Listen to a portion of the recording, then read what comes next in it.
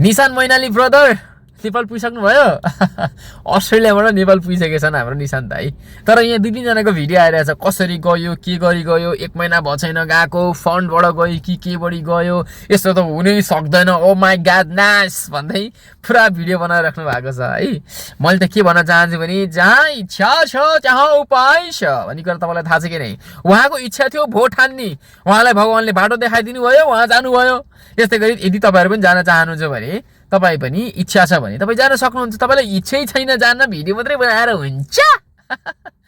अनि म चाहिँ स्टुडेन्ट भिसामा गएको छैन के हो कसरी जानु भयो त मलाई थाहा भएन तर एक व्यक्तिको भोट चाहिँ आवश्यकता छ र मैनालीजीको भोट पक्कै पनि काम लाग्ने छ र अर्को कुरा चाहिँ म के भन्न चाहन्छु भने म विदेशमा बसिरहेको छु मेरा साथीभाइहरु पनि थुप्रै छुट्टी मागेर पाएसम्म जानु भएको छ अब कोहीले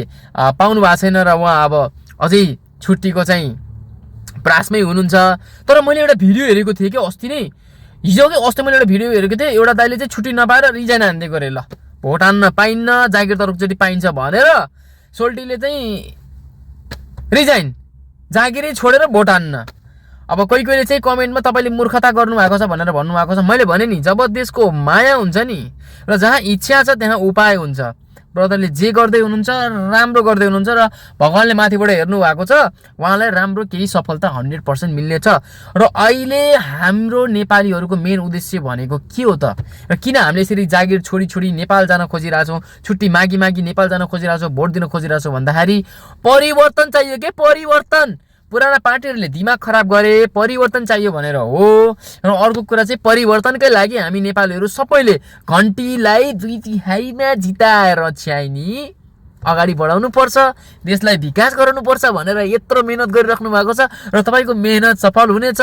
र अब आउने चुनावमा घण्टीले 2/3 जित्नेछ